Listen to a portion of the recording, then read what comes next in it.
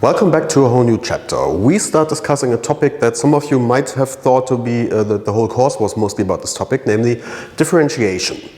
You probably know derivatives from school and you've derived functions, and usually in high school you derive a lot of functions and you learn the rules of how to do this. And you heuristically argue about the definition of the derivative in terms of tangent lines and graphs of functions and so on. We will now define the derivative technically, formally in our axiomatic framework that we have developed, and I will say more about the geometric intuition afterwards, but then we will kind of, so we will first see the definition of the derivative, we'll go through some basic examples and see kind of what we can already compute with this definition, and in the next section we will then see the rules of differentiation, so algebraic rules and so on that you have probably used in school and probably not really proven, so just discussed and used them and kind of heuristically argued why they seem to be true, and here we will kind of really formally prove them in our framework and see that kind of everything makes perfect sense now that we're on solid foundations in here.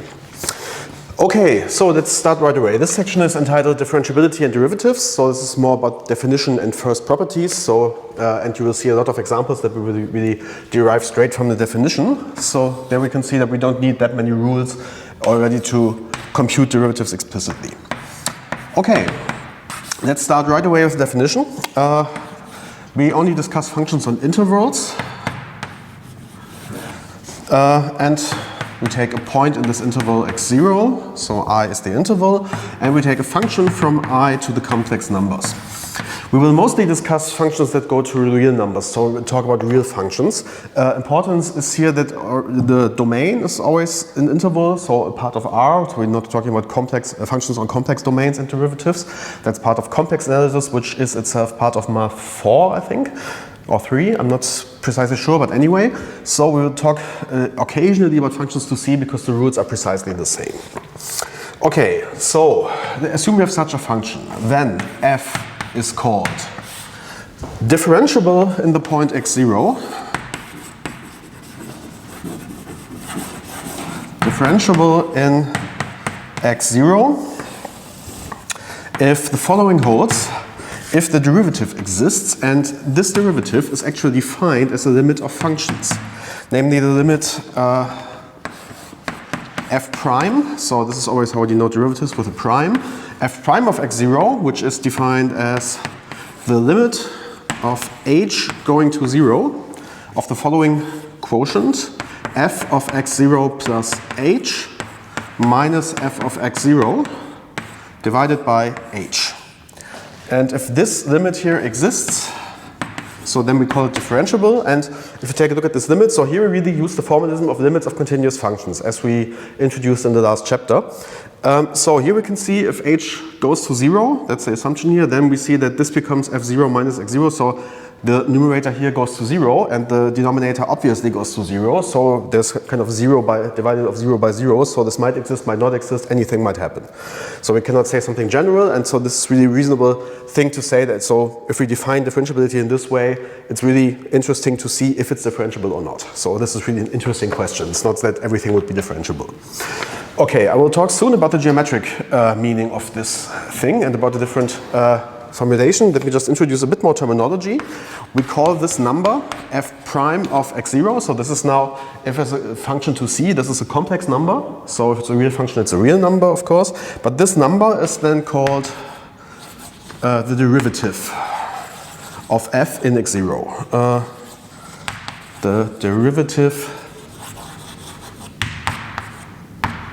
of f in x0. Or also another way of putting this is the differential quotient, if we want to focus on this limit aspect, the differential quotient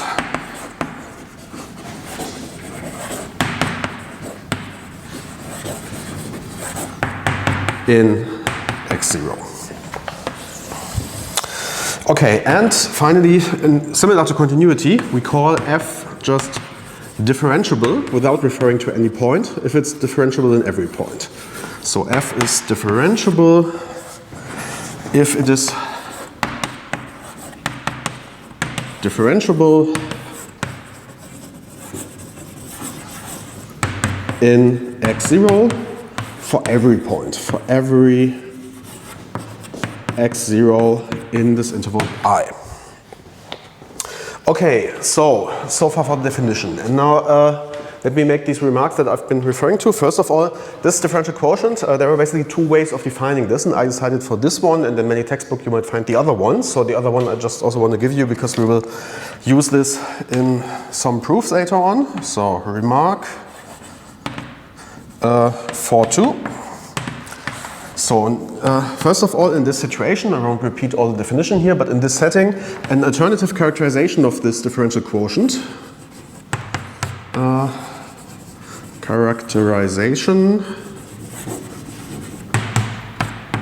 is to simply say f prime in the point x0 is the same as the limit as x goes to x0, and now again the limit of continuous functions, or of functions basically, so not, sorry, I said continuous, so f is not assumed to be continuous or anything, so it's just the limit of functions, sorry.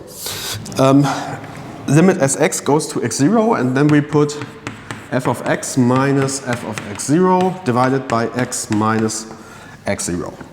And it's easy to see, I mean here, if x goes to x0, this goes to f of x0 minus f of x0, so this goes to 0 and this obviously goes to 0. And in fact, it's not that hard to see, I won't do this formal computation, but it's quite obvious that this limit here is the same as this limit. Right, so we will use one or the other. Usually in proofs it's sometimes a bit easier here. Computations are usually easier with this definition. So anyway, yeah, this is the alternative way. And if you look into textbooks, they might use this definition instead of that one. Okay, then let's come to the geometry. So first of all, if we have some number h which is non-zero, we define the following. So again, I use the definitions from definition 4.1, so f and so on are chosen as there. Then m of x0 semicolon h I define as basically the difference that's in there without the limit, so for some fixed h, which means f of x0 plus h minus f of x0 divided by h. And it turns out that this number, which is really just a number, so in the real, we'll just assume the real case, then this number is the slope of a certain line. Slope of the following line, let me just first draw a graph before I write down the definition. Okay, let's assume we are in the real area, and let's assume I is all of R, and assume we have some function here, whatever, something like this. So this is our function f. Okay, and assume we have some point so some value here x0, which we want to differentiate. So if we now take some x0 plus h, so let's assume h is positive and x0 plus h is somewhere over here, then we, so I want to see 2 points on the graph here. One is here, one is here. So this would be f of x0, and this here would be the y value f of x0 plus h. Okay, now if we take a look at where do we find this quotient, and if you've seen this in high school, you probably already saw this construction before. Namely, if we just take these 2 points and draw a line through these points, so something like this, so the line going through here. So the slope of this line is kind of the ratio between y and x value. So as this elementary geometry. And okay, my x-axis already has a slope. This wasn't intended, I'm sorry. But anyway, so what we can take is kind of if we want to see the slope of this line, we can take this y value and divide it by the x value. And we see here that the length of this here is the difference of these two. So this has the length f of x0 plus h minus f of x0. And if we take the horizontal part here, this is x0 plus h minus x0, so this is simply h. And the slope is the ratio of these two, so the slope of this line, which is precisely this number. So this number is the slope of the line through these 2 points on the graph, and these 2 points as points in R2. And these are given, if I write them coordinates, x0, f of x0, and x0 plus h, f of x0 plus h, of this line in R2. So again, assuming that we have a real function. Okay, so what we do there is, so first of all, such a line, this is called a second line through the graph of f, or off the graph of f, so some line which connects 2 points on the graph and otherwise goes straight through. Second line of the graph. Actually, I'm not sure if it's pronounced secant or secant, but yeah, anyway. Graph of f.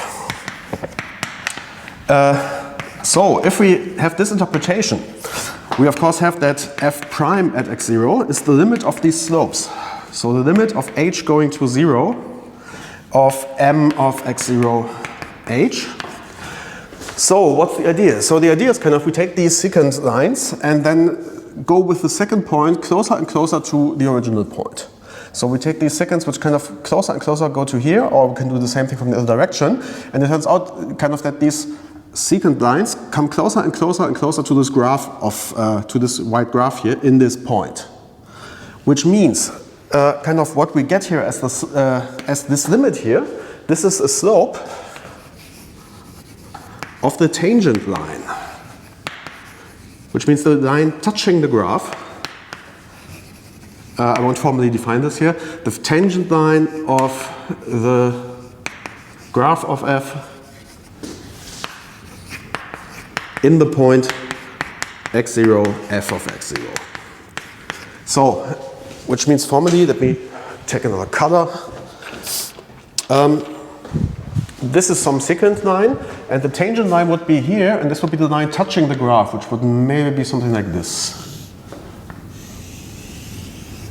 So this is a line, and this would then have slope. Let me just indicate it like this. So this slope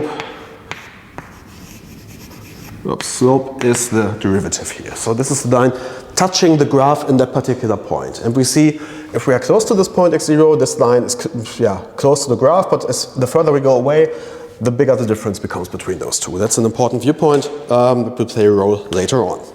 So that's the geometric interpretation of derivatives. Okay, and okay, this was part 2 of the remark. Let me do another part.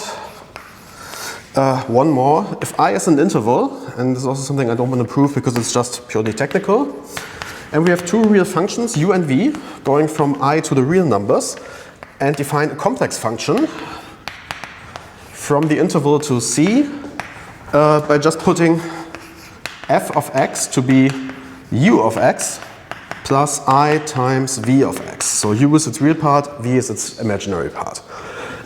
So the question is, of course, now what about how's the differentiability of f related to the differentiability of u and v? We've seen for continuity that f would be continuous if u and v are, if and only if u and v are continuous. The same holds for differentiability. So it's actually not that complicated, and I will not prove this. And we can just use this without proof in what's to come. So f is differentiable in a point x0 in x0, which is some point in I, if and only if u and v are differentiable in this point. And not only that, the derivative is connected to, the derivatives are connected as well, namely they behave as we would expect. Namely f prime in x0 is simply u prime in x0 plus I times v prime in x0. So here it really behaves beautifully. So if we want to study derivatives of complex functions, we can just study the real and imaginary parts separately and just handle the real situation. Okay, so now it's time for examples. And I have now collected a lot of examples in one theorem. Namely, I will discuss the derivatives of some really elementary functions and compute them just using this definition. But I will erase first to have some space for this. in this theorem, I collect 4 important examples. And these are functions whose derivatives you probably remember from high school. And now we kind of re-obtain them in a really straightforward way from the definition. Okay, so first of all, the trivial example. A constant function is differentiable. So a constant function, by which I mean a function of the form f going from R to C,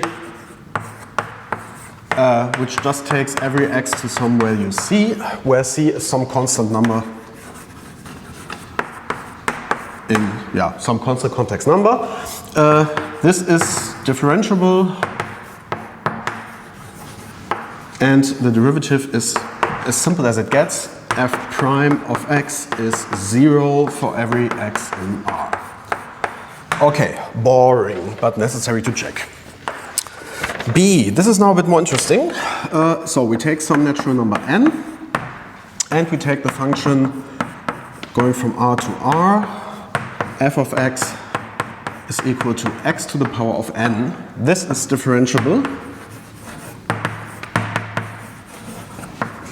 And the derivative has a nice formula. F prime of x is n times x to the power of n minus 1 for all x in R.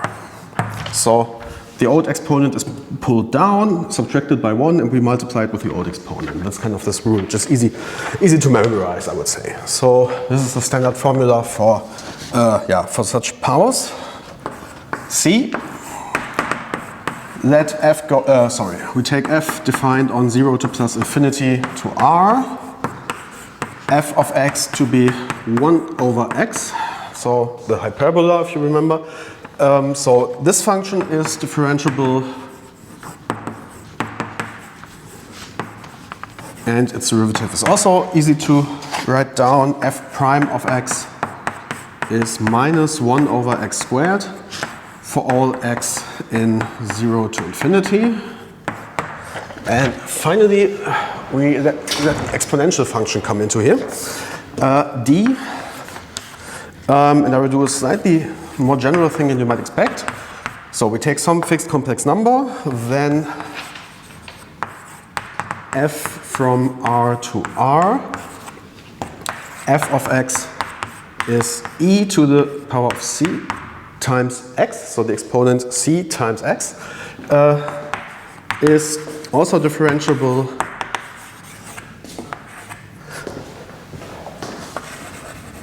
with f prime of x is equal to c times e to the power of cx for all x in R.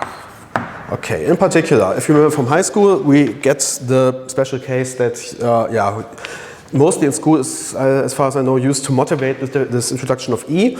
If c is equal to 1, then this is simply e to the x. So we see that the derivative of e to the x is e to the x itself. This is this funny or interesting property of the exponential function. Okay, these 4 examples are the first I want to tackle. We will see some more of them, don't worry, or some more examples, and we'll basically, by the end of the next section, we will always have derived all elementary functions that we've seen so far in this course. So there will be a lot of examples. Okay, first of all,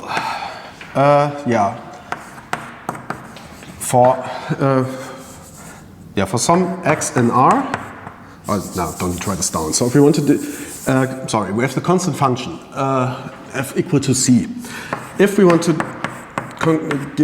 compute the derivative in some point x, this means we take the limit of h going to 0 of f of x plus h minus f of x divided by h. So, but since f is constant, the numerator is not really interesting. It's just c minus c divided by h. And the numerator is 0, which means the whole thing is 0. So this is the limit of h going to 0 of the constant term 0, which is obviously 0. And this holds true for every x. So this already shows the claim for the constant function. Okay, now it gets more interesting. F of x is x to the power of n. So for this point, we first fix, so to simplify the computations a bit, we fix some values of x and h. and we compute, first of all, this quotient and before taking the limit. So what we need to study is the limit of this quotient here, f of x plus a minus f of x, x plus h, sorry, minus f of x divided by h. This is, by definition, x plus h to the power of n minus x to the power of n divided by h. For these powers here, we developed a tool named the binomial theorem. This is just the sum of two numbers to a higher power. So for this, we can just use the binomial theorem. So let me write this 1 over h as a factor in front. So then we get, by the binomial theorem, we get k from 0 to n of these binomial coefficients, n choose k, of x to the n minus k h to the power of k, and the same thing here subtracted by x to the power of n, which we had before here in the numerator. So this looks a bit ugly, but this won't hurt us too much, because first of all, we subtract x to the power of n. And if you think about this binomial theorem and about the terms coming out of there, if you got a feeling for this, you can see that x to the n is indeed a factor in there, namely a summand in there. If we take k equal to 0, we get x to the power of n, h to the power of 0, which just gives 1, and here we have n over 0, which is also 1 by definition. So for k equal to 0, it's precisely this term that's coming out. So if we subtract this from the sum, we can just simplify the whole thing and get 1 over h times the sum of k equal to 1 to n over k, x to the power of n minus k, and h to the power of k. Okay, now we see it. Now we want to just multiply everything with 1 over h. Namely, we see that all powers of h here, h to the k is at least 1. So with every summand there is some positive exponent here, so we have some power of h in there. Which means that if you multiply this, we get the sum k from 1 to n over k, x to the n minus k, and now h to the k minus 1. And now we see that this is still a polynomial in h if you want to see x as constant, but we see that for k equal to 1 we get something, h doesn't occur anymore because we've got h to the 0 and the other ones are there. And to make this look a bit nicer as a polynomial, I perform an index shift. So an index shift, namely I just want to subtract 1 from this index, because if I just shift down everything by 1, this means I go from k to 0 to n minus 1. So this would then mean that I have n, so here it means k, I've made it 1 smaller, so to get the old thing again I need to replace k by k plus 1. Here, similar, here I have x minus k, and now I'm subtracting something smaller, and so this means I have to subtract 1 more, and now I get h to the power of k. So because I've subtracted this already. So n minus k minus 1, h to the power of k. Okay, this means if we now formulated this quotient here, we can now from this term easily compute the limit. Namely, this implies f prime of x at some point x is the limit of h going to 0 of f of x plus h minus f of x divided by h. So we've just worked our way around to get this. So this means this is the limit of h going to 0 of this complicated sum, k from 0 to n minus 1, n over k plus 1, x to the n minus k minus 1, h to the power of k. So these are finitely many summands. X is some fixed number in this procedure, so we need just to worry about h. So we see that if there's a positive exponent, if this is going to 0, then the whole summand is going to 0. So the only thing that remains is the case of the exponent 0, because this is invariant under this limit. So this is just some constant number independent of k. So this means all that we get is n over, and now k equal to 0, so we get n over 1 times x minus to the power of n minus k is 0, so minus 1. And h to the power 0 to the power, sorry, this is just 1. Sorry, all that we get is this. This is already it. And if you remember, this binomial coefficient here, n choose 1, this is the same. Let's do this computation in detail. So by n factorial divided by 1 factorial times n minus 1 factorial by definition. So n1 factorial is 1, so this doesn't matter. And n factorial divided by n minus 1 factorial. There's just one factor remaining, namely n. So indeed, we have our formula, n times n x to the minus 1. And x was an arbitrary real number, so this shows already the claim.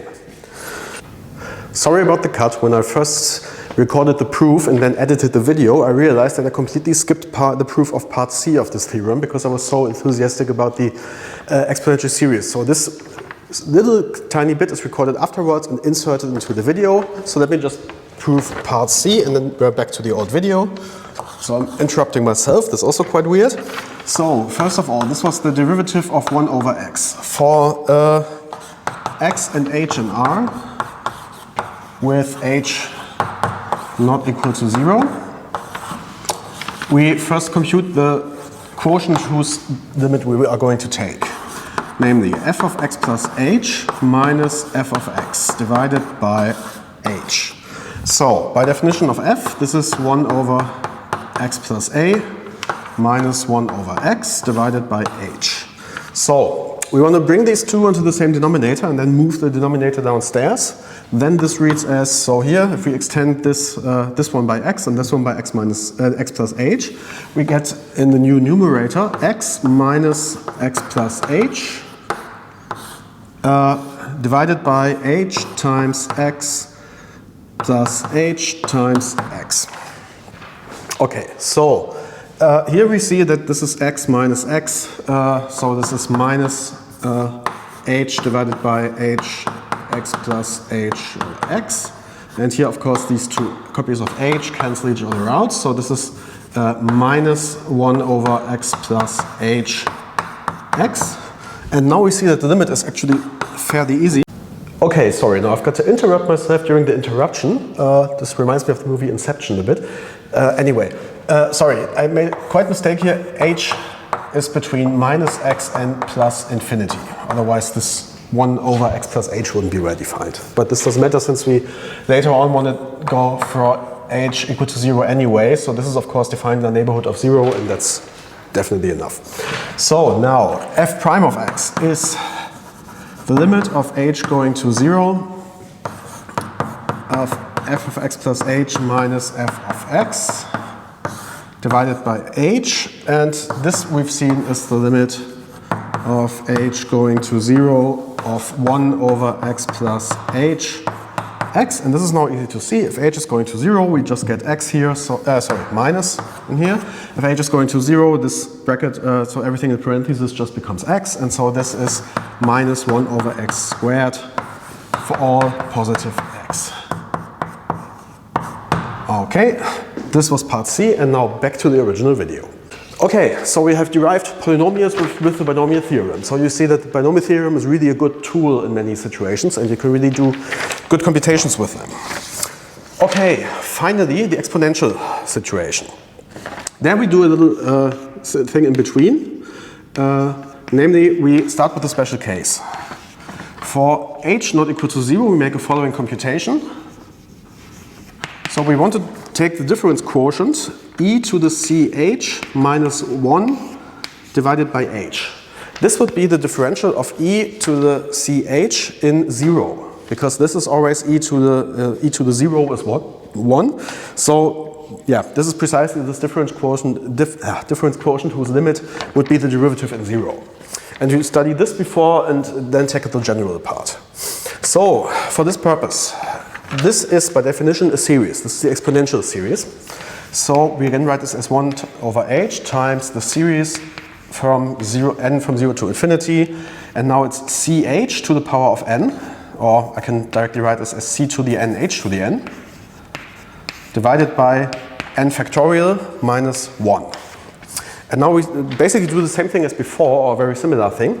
So we see that the first summand of the exponential series is 1. It starts with 1 plus x squared over here, and so on. And this means we can again just subtract the 0th summand here and do the same as before, and simplify this as 1 over h times sum from 1 to infinity, c to the n, h to the n, divided by n factorial. Okay, and now we do the same as before and we multiply everything here. We've seen that for series it's also okay to multiply term-wise in case of convergence here.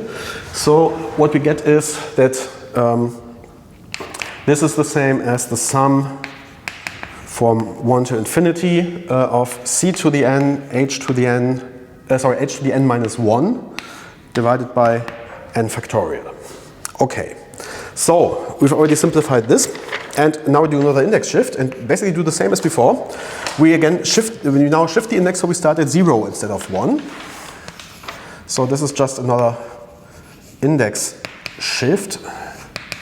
And we get the sum from 0 to infinity. Okay, now it's c to the n, and since we shifted the index down, we needed to increase it here, c to the n plus 1. Here we've chosen it such that we simply get h to the power of n divided by n plus 1 factorial. And this is now kind of a power series in h, if you want to look at it like this.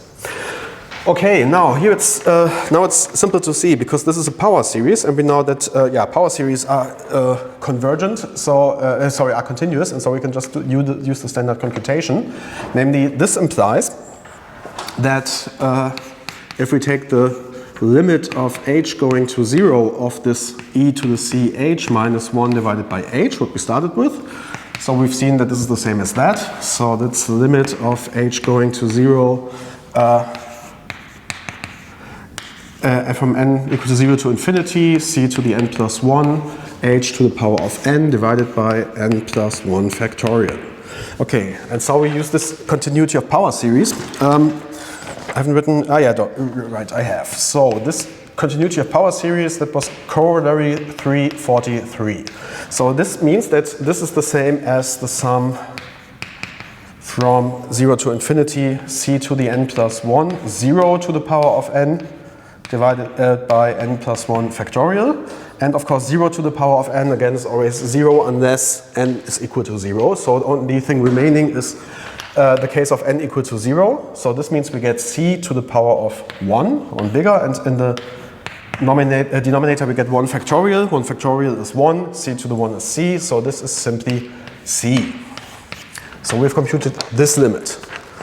Okay, great. Why did we do this? Now we can use a little trick, and we can use our miracle equation again. For each x in R, we derive the following. So we want the derivative, which is the limit of h going to 0 of f of x plus h minus f of x divided by h. Okay, if we write this down, just the definition, this is e to the c, first limit, h to 0, e to the power of c times x plus h minus e to the power of cx divided by h. Okay, here we can multiply this, and just by using our miracle equation, let me call this equation e again as I did before in the lecture, this is the same, so as e to the cx plus e to the ch, and we know that with a plus here we can just write this again as a product, and this becomes limit of h going to 0 of e to the cx times e to the ch minus e to the cx divided by h. Okay, and now it's a mess that I don't have any space anymore, but here you can already see what's going on. This is the same. Maybe I can squeeze it right in here, sorry, but this is really, I'm almost done, and now it's kind of in the middle, I don't want to stop. So this is the same as the limit of h going to 0, and now if we take e to the cx out of this fraction here, we get, this is e to the ch minus 1 divided by h, and this is precisely the limit that we just computed. This here is constant, so it doesn't change, this is just some factor, so constant with respect to h. And so this means this is the same, so this goes to c, as we've just seen. So this is just c times e to the cx, and this is simply what we just claimed. Okay. Now, as the next thing, we want to see some further examples, a nice corollary that we can, we can use this computation for the exponential series, or the exponential function, to get some nice consequences, as we shall see after I erased.